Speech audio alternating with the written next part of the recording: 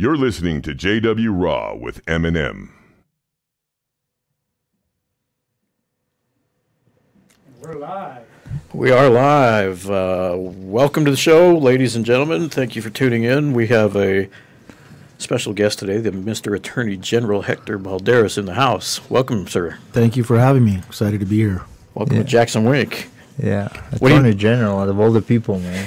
Whoa. We're all over the place with our guests. We love it. Yeah. You kind of got introduced to us through Greg Jackson. Obviously, we've seen you kind of hanging around the place. What's your connection with Greg? Well, Greg and I go way back. We have mutual friends, and I'm a big fight game fan, so I've been following Greg for many years, but we've actually had the opportunity to work together across law enforcement communities probably 5-6 years now, and more importantly, as Attorney General, he's one of my advisors on trying to improve community safety, officer safety issues, and so non-lethal use. He's got some phenomenal approaches, and so we are going to be officially incorporating some of his advice in the coming year. And as Attorney General, I sit on the Law Enforcement Academy Board, and so we were just casually talking about the fight game. He expressed some frustrations in terms of needing some help across the law enforcement community. I said, hey, I happen to chair that board. And so our friendship actually turned into a real opportunity and makes Mexico a little bit safer. Yeah, we love Greg's his ability to make stressful situations calm. We watch him in corners all the time during fights, obviously. And he just has this way about him that gets in his fighters' heads, and if he can apply that same style into police officers, me being a retired officer, I totally get it. And many years ago when I started, they taught a thing called verbal judo. It's a lot of talking, and that's something that Greg does now. He's a very good, talking about it. Let's non-lethal ways, and I think that teamwork with you guys, getting that stuff going, would be very good for law enforcement in general. So yeah, to get him on board would be quite a thing. Yeah, and he has some phenomenal techniques about understanding adrenaline, and so when an officer engages, there are some approaches that I realize, being the regulator of every law enforcement officer in the state, these officers would benefit from this kind of approach, and a lot of times we don't always have that exposure in the academy. So I'm excited to work with the guy. I mean, we at Borellas chicharrones every now and then, and so we're just regular guys. The other thing I'm working on with Jackson is, Albuquerque's crazy. I travel. New Mexico can be a dangerous place, and so we're putting together kind of a toolbox for your average New Mexican in terms of risky situations. So if you're at a Walmart parking lot, you're getting carjacked, not that we're going to turn females and average New Mexicans into MMA fighters. Exactly. But there are some danger zones that we can try to put New Mexicans in a little bit better position. And so whether it's active shooter or, getting mugged at a Walmart, I believe that he can provide a great community service. He likes to joke that, to me, he's this prestigious trainer. This is a cool place. I love MMA. He says that he just gets guys to spit in a bucket, and that he wants to socially contribute to the community. But I said, great. You do more than get guys to spit in a bucket, but there are a lot of average citizens in New Mexico that would benefit. And so we're going to bring in some demo opportunities for the community and incorporate some techniques that Jackson has that I think they'll make New Mexico a little bit safer. Yeah, I hope so, because obviously, we know, obviously, like I'm from East Coast. Obviously, I'm originally from Russia, but I lived in East Coast a lot. And then when I moved to Albuquerque, the gun culture and the crime culture here is kind of scary. And, I ended up obviously owning a gun to, and it was I felt uncomfortable. God forbid I would ever have to use it, and things like that. So, I mean, whatever you guys doing, hopefully can improve it, because it's, It's one of those things. And it'll be part like Greg's training on awareness and color coding risks, and then we're going to bring in the kind of law enforcement statistics of what are the high crime situations. You know, just something like, for instance, I don't let my wife gas up anymore at the gas station and put her purse, whether it's peddling or an opportunity for a crime to be committed. Now, why can't Greg and I bring in thousands of New Mexicans and just talk about awareness training and maybe avoiding gas stations or don't gas up anymore alone? I mean, Albuquerque is becoming, unfortunately, hot in that kind of environment. You know, whether it's APD, we've got all those stats. And so there's some cool ways we're going to incorporate this gym and giving back some community safety tips. Everybody knows what Greg Jackson does in his daytime job, his full-time job. He's obviously no introductions necessary. But for the people that don't understand what an attorney general does, what is an attorney general, and what's your purpose for the state? So we do have a lot of roles. Some of the more prominent is that I'm basically the state's lawyer or the little guy's enforcer. And so if there's an issue that you get ripped off by a car dealer, if there's a situation where your T-Mobile cell phone company unlawfully charged you a small fee, I'm the guy you can call to enforce consumer protection for every New Mexican. I'm also the governor's lawyer, so when I have to, sometimes I agree with her, sometimes I don't. And so I get to pick the side that I enforce when it comes to enforcing the state of New Mexico. Yeah, that makes sense. So I've had to sue the President of the United States for not paying royalties back to our school kids. Really? I've had to sue Volkswagen for selling their new models, misrepresenting that these were clean diesels, and they lied to consumers. And so I've sued Volkswagen that was a huge Germany. lawsuit, Yeah, we're still going on that. So Attorney General can do a lot of different things, but ultimately I'm the chief law enforcement officer for the state, and it's kind of cool because it's a great job, but I'm really from a small northern New Mexico town, and so to go from a town that didn't have a lawyer to being the state's top lawyer is pretty cool New Mexican story. That's interesting. You got to be very good at picking battles, I guess, huh? Like, because there's so much going on at that level. Probably it's the greatest gift that I have is that, and I tell the staff that is people want to see a street fight with the Attorney General, and that's how they get to know what we do. And they'll see me on the news. And now try him now with Greg Jackson in the corner. Yeah, that'd be help. That'd be help. But so we have to get into street fights on behalf of New Mexico citizens. I also prosecute pedophiles, take some of the most important criminal cases. Yeah. The Officer Webster shooting. Yes, absolutely. I'm prosecuting that. Wow. Here in New Mexico. So we go after gangbangers and crooks, thieves, and everybody under the sun. So how did you get involved at your level for the Webster thing, for example? I guess for the people that don't understand, I mean that it was an APD officer that got killed in the line of duty a couple of years ago now, and it was a horrible incident. So I have what's called special prosecution authority. So at the state level, we have all DA prosecutors in every county. But I get to go and ask for some of the most important cases, and so I try to take on the most difficult cases or cases that I think we can't lose. A lot of times the DA will say, yeah, please take it, I'm overwhelmed. And right before Kerry Brandenburg left, that was a horrific case that I absolutely said we want in on. Good. And make sure that that goes. And so we go to trial next year, and we're working closely with the widow. That puts people puts people at ease that it's going to be handled correctly, and all the I's are going to be dotted and T's crossed, and make sure that justice is served. And we're looking for obviously a good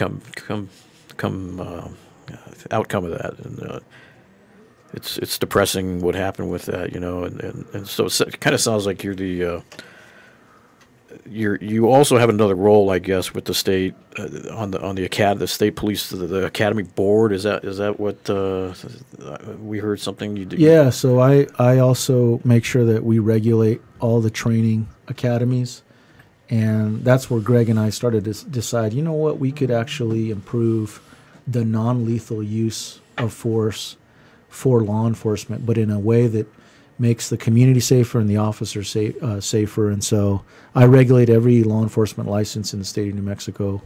And so, yeah, we have multiple roles, and we also prosecute political corruption, and Right. so when a politician goes awry, they call me to deal with that Bullies. situation. Bullies is a big thing right now. I don't know if you saw the video with the kid getting bullied in Tennessee. I think it is. It's going viral all over the place, and a lot of UFC fighters, MMA fighters. Dana in White general, actually Dana invited White, them to guess to the Performance Institute, right? bullying. Everyone's standing up for the kid. Do you know which one we're talking about? I It was haven't all over seen it. social media. But you know, it's crazy that I saw a video today that like his mom created a GoFund account, and she's kind of milking the situation from the kid. So what apparently happened is this kid was being bullied in school, and she filmed him while he was in the car, like crying, like, "Why are they picking on me? Why are they, you know?" His mom was like, "What are they saying? You know, what they do to you?" And he's like, "Well, they pick on my nose. They say I have no friends. They say I'm ugly, you know, things like that." It's very touching. Like if you watch, you like literally want to like cry, you know, and that thing became viral, like viral. So she created a GoFundMe account, you know, so and everyone's like donating money, this and that. And one of the fighters kind of like got in contact with her and started talking, and he kind of wanted to invite her to Bellator event, him apparently. And she's like, "Oh no, you know, just send some money." And he kind of posted that. Yeah, see, and I hadn't heard that. it's like, really? Is that what it is? Are you milking that situation? Is it about your kid, or is it about you?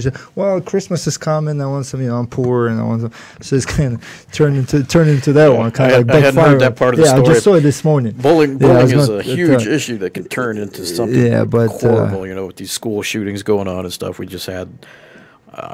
It hasn't come out that it was a bullying issue, but the thing down in Aztec was a horrible thing that happened down there.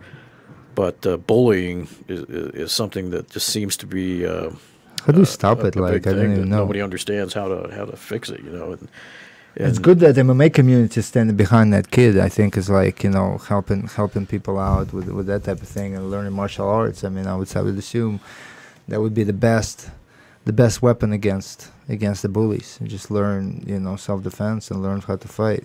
You know Yeah, how to we fight. we do a lot of another role we have at the office is a lot of cybersecurity training and bullying training as well too, online. Good. It's everywhere Cyberbullying. now. It's everywhere. Yeah, you know, I think it stems back from our day. You know, we're all from different generations and we were Yeah. raised differently. But one thing I can tell you, we didn't understand, whether you're an educator, law enforcement, or MMA, we didn't understand trauma very well. We were, at least in my culture, I was raised, hey, you have a traumatic experience as a kid. Deal with it. You mask it. Yeah, move you're on. normal. Yeah. Move Sticks on. and stones, break your bones. I think what you're seeing in these school shootings is, of course, most of these individuals were exposed to some trauma, whether it's emotional or brain. Even in athletes now, you're starting to see some of the NFL players. So we've got to take trauma more seriously. We definitely take seriously bullying from a perspective that a cause and effect. Like, let's not be naive. If you allow bullying to go on now, does that allow justification to go shoot up a school? No. But when we're assessing risk, the school has a legal obligation to ensure that there's a safe environment from having to, defend yourself or get your ass kicked. And so, for years, educators would deal with, well, those aren't traumatic situations. It's just scuffling in the street. Well, if it ends up to Could a lead to shooting, something. Yeah. absolutely. Yeah, And so we get it. I'm glad you mentioned the Aztec shooting here in New It's Mexico. crazy because back then you just duke it out. Now everyone just grabs a gun and goes kills people, man. They which could is go- crazy, yeah, man. Like, yeah. I mean, I think it was way safer back in the day. And, Yeah. and most of these things we didn't even know about because there was no internet either. So you're just like, you lick your wounds, you move on. Now it's like, or that we can let that kid get picked on for 3 years, but the FBI might be monitoring because he's already thinking of blowing up the school. Like, yeah. Well, it's It's- coming out now that the Aztec thing that FBI had interviewed him, I guess, that a year ago or something. I didn't read the full. I didn't soak up all the details about well, what it. he but said is that he had been on a video game earlier, a year and a half ago, saying he was going to kill, and the FBI interviewed him. Yeah, But there wasn't enough to be able to commit a crime, Yeah. intentionally. But but he kind of put it out there that he was on their radar. Yeah, the FBI. So it's horrible. yeah, so they got to take bullying as seriously as they can. Okay. So you've been the Well- Attorney General for how long now? Is it, what, Wow, I got elected just a couple years ago, and I'm in my first term. And then I was a state auditor, which meant I counted the money for a while. And in and investigated corruption. And then I was a state lawmaker, became a prosecutor, and first job in my legal career about 16 years ago. Oh, a long path. Yeah, I've been doing this a little while. Politics are Yeah, was it your fascinating. goal originally to get to that No, level? Or just no. Organically, just took No, off and I grew up just- a poor kid, and I just wanted to go to law school to get a job, and so I never thought I'd be in public life or. Yeah. You never know where your life leads. No, you. I was just an attorney here in the city, and there was this corrupt legislator in northern New Mexico that started like ripping off my communities, and I asked my wife, "Can we go run up there and run against him?" And I didn't know what I was doing in politics, and so something pissed me off, and that's how I had a career change. And so, That's awesome. Does it make you nervous, like in regards to obviously you're in such a difficult position that, like I said, picking battles and stuff is like there's so many people at that level that it's just like you go after certain people, you know, for certain things, and it's like something I would be scared of personally. You know what I'm saying? But like it's it's a full hard contact. job. It's a full contact sport. Like, I mean, and you so- put your gloves on. Absolutely. And just, For every issue we choose. You know, we have a very simple policy. We changed our office. We have a lot of legal tools and a lot of weapons to use on behalf of people, the little guy. But my only goal is to increase the safety or the prosperity of the average family in New Mexico. So we fight for families. And so sometimes our issue will take us to a civil issue or a criminal issue. And so it's just like MMA. you never know And what opens jiu-jitsu, up. Yeah? absolutely. We have a lot of different tools. It depends on where the fight goes. How But, big is your team? You know, I have 150 people, about 100 lawyers. Wow. But I also have several law enforcement officers, and I have a lot of tools to get information. And, you know, whether it's cybersecurity, hacking, we're in about every fist fight you can think of for the I was average in family. Santa Fe dropping off some paperwork Thursday or Friday, I can't remember. And across the street from the Roundhouse is your office. It's a very big office. I never realized what a Yeah. big building that is. Have out you ever there. been at the White House? Yeah. Yeah. Have you ever met a president? I met Obama and I met Trump the other Really? day, and so he asked us, "Are you guys the ones suing me?" And we were like, I "Yeah, want to hear that story. Let's talk. we about it. are, we are." But you know what? No, it's I've not met nothing personal. It's sir. like, what do we say to that? They're like, I've met Obama, and even though he and I were aligned on more issues, but the guy that I've sued the most was the most casual. So you could tell he's run hotels, because when we're there, a group of Democratic AGs, we're not the friends, you know, we're not guests of his. But immediately he's like, "Come on back, I want to show you the Oval Office." And he was talking about his desk, and he was like, "Man, If is this a cool desk could talk." Yeah, and it was where Obama was very formal, Clinton was very formal, and this Trump guy was like, Wants to be your buddy. Oh yeah, absolutely. So it was bizarre meeting him, but cool to go back to the Oval Office. It's got to be tough in your position, though, taking on some of these investigations when you know there's political corruption, and you have to be that guy that says, "Hey, I'm getting too many calls about this. There's something going on with It's a this. red flag. We have to investigate this." You know that.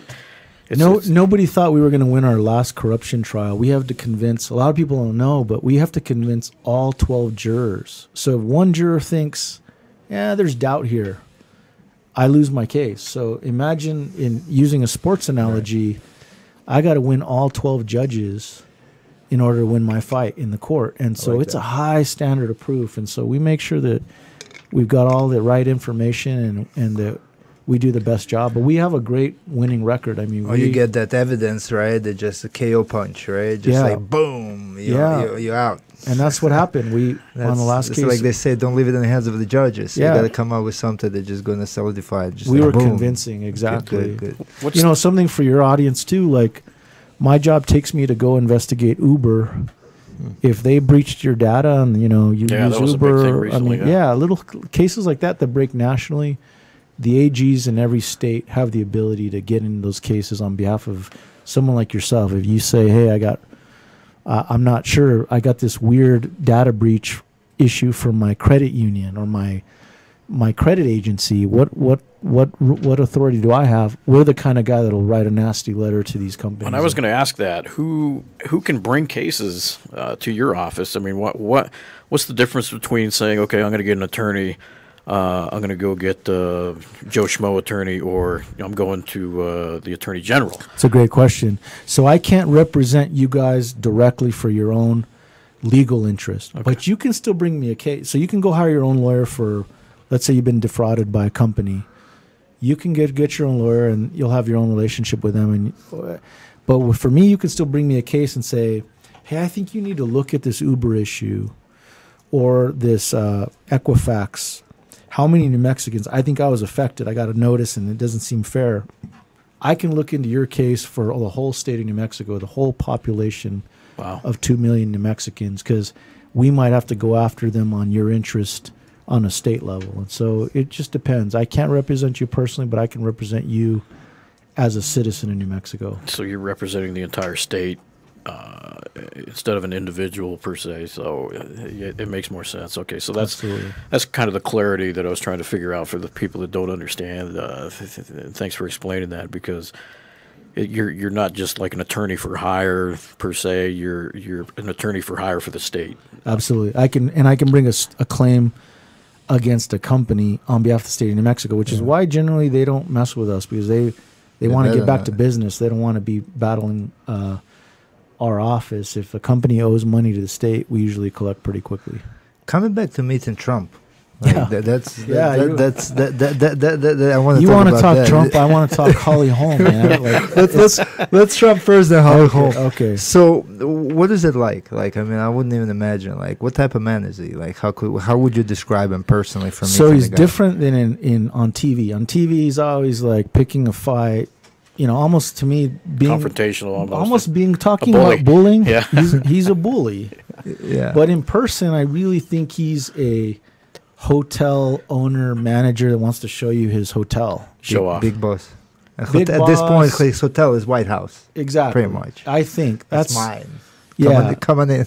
Yeah, so he's definitely a funny guy, and he's less confrontational in person. Although he did ask us, like, you guys are the guys that are suing me.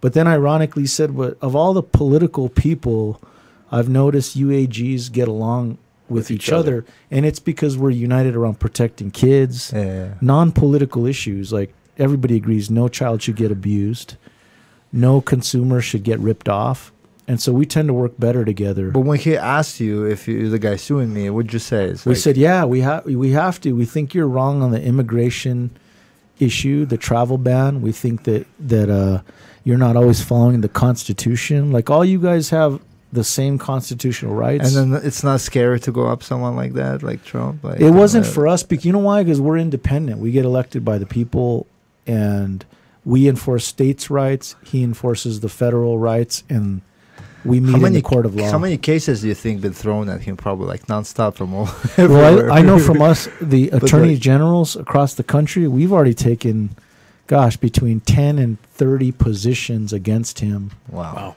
In office. He's just like. Well, he does that, but we keep coming, you know? Yeah. Like, so just like he's elected. I can't even imagine what's going on up there, man. Yeah. Kind of a bully. But you know who's not a bully is Holly Holm. Yeah. She got a big fight coming up in a couple of weeks. She's actually the opposite. She's pretty humble. She's very humble. Humble Holly. And Triple H, you figure that out the day you meet her. Triple H. Yeah. Humble Holly Holm. Yeah.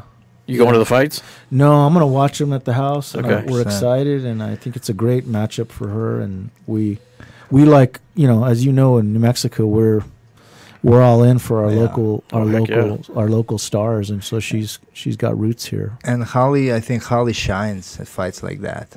She truly does, because this is, you know, when no one gives her a chance, she comes back to shock you. And we know how hard she works. We have some up the sleeve, you know, but it is a tough fight, you know. And I mean, we'll shock the world again. If anyone can handle her, that would be huge. They said that about Ronda Rousey. She's unbeatable. Yeah. She's the great. There's no way anyone can beat her. We know no one is unbeatable. Yeah, we know that. It's a proven game. I mean, we've been in the famous moment in history proved everybody wrong. That it's a great picture. So, where do you think, you know, as from your perspective as Attorney General, like, and you know, being behind New Mexico, like, where does this gym fall into the whole, like, New Mexico atmosphere? Yeah, like, where do we stand in the eyes of the public, I would say? Well, you know, I've told Greg that first of all, we're so glad the legacy I remember when he was down the street. Yeah. And, you know, I followed him as he's moved kind of from gym to gym. And I still think he's got a story to tell, even to New Mexicans. We don't even, not every New Mexican should know this is in New Mexico's backyard. But because he's humble, sometimes I think I'd like to joke that sometimes New Mexicans have low self-esteem because we're a small state. Yeah. We're quiet. We're known for Breaking Bad. Yeah. But we have a great story to tell about MMA in New Mexico, and I still think that's why people like me are so intrigued about letting New Mexico know that we're a world leader in a lot of areas. And so we've got great history here.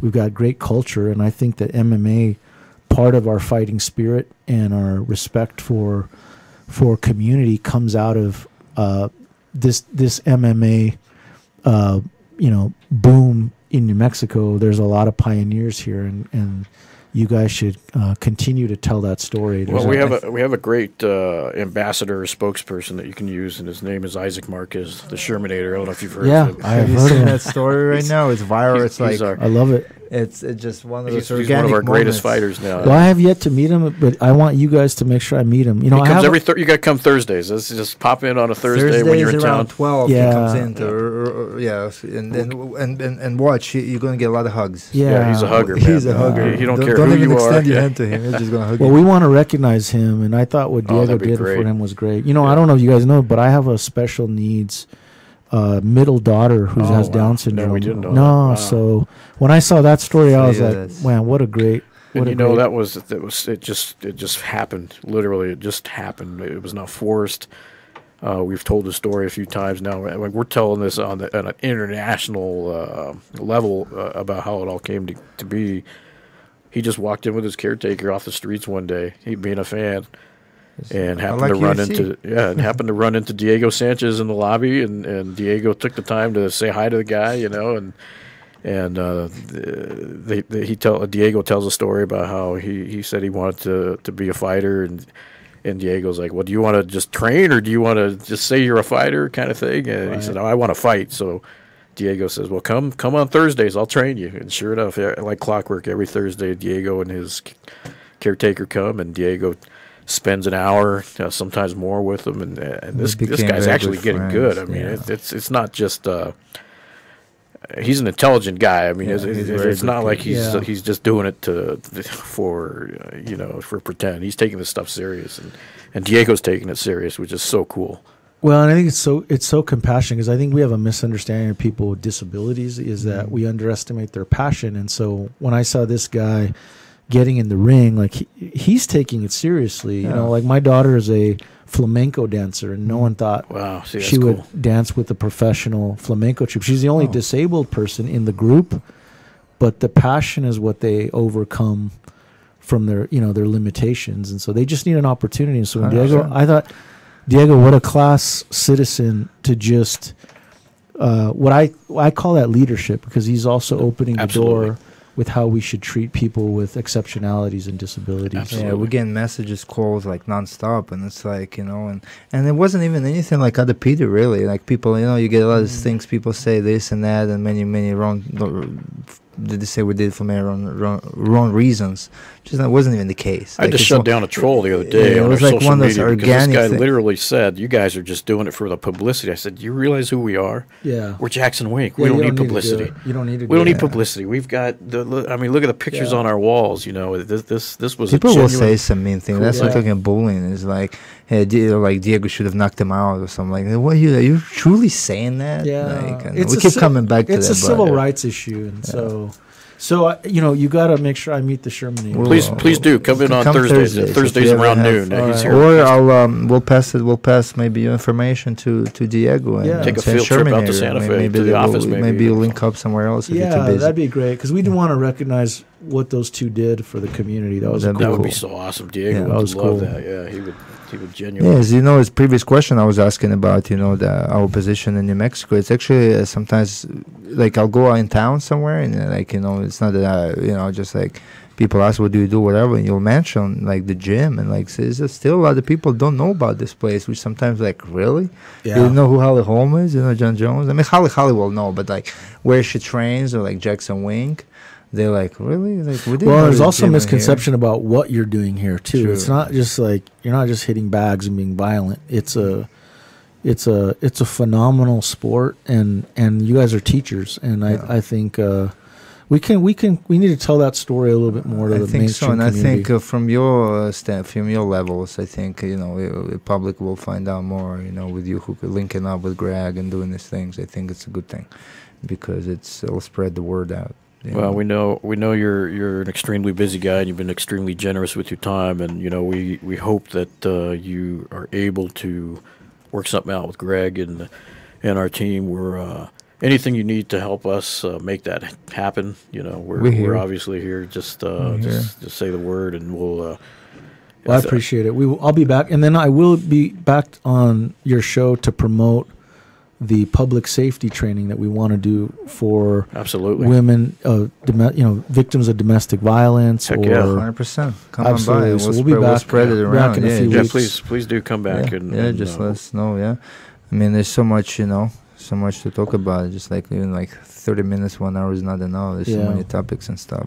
And go Holly home. Yeah, we'll be cheering from all over the world. Believe me, she's got fans all over the world, and we appreciate you sending that. She's downstairs. You can probably hear her right now. She's got that famous war cry going on, and we all shudder when we hear it because we're like, oh man, she takes it so serious, and she's going to shock the world again. One thing I wanted to ask you, because we have a sponsor. Yeah.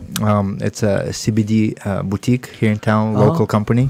What is your stance on like CBD oils in regards to, it's not obviously THC, but you know what CBD is, obviously, right? Yeah. So and it's become one of those big things, especially for athletes, for performance, for inflammation, for sleep, for anxiety.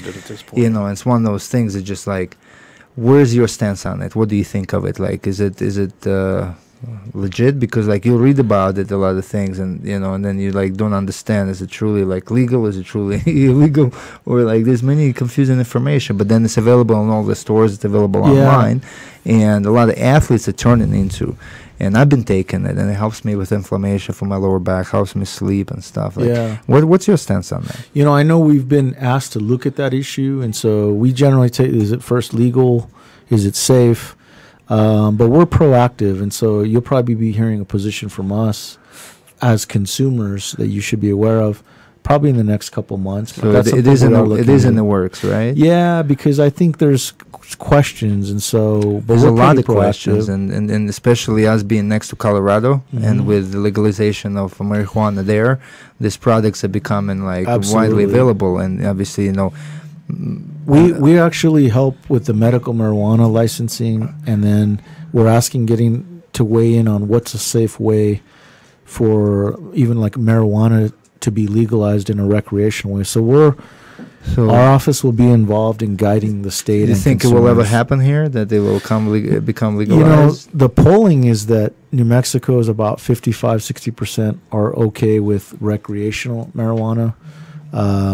We've not taken a public position on it. I think, I think it's coming. At least I think it's going to be on the ballot very soon for the voters to decide. See, it's strange that it's such a 50-50 split, pretty much, is what that sounds like. It seems like it would be a lot more passionate for it.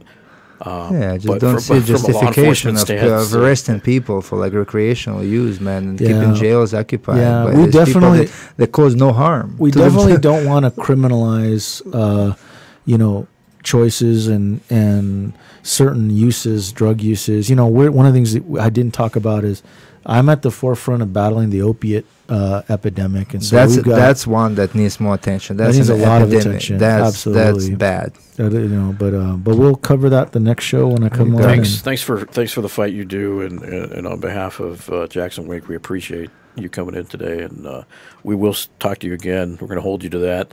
Come on back, and we'll talk about Holly's victory party and all that. That'll be great. Stuff. And then maybe come on with Shermanator a few minutes or something. Heck yeah. Yeah, maybe next time we'll schedule when you come in. We'll bring him on show, so you'll both. Yeah. Well, thanks for having me, guys. I appreciate it. See you soon. Thanks for tuning in, guys. Bye-bye.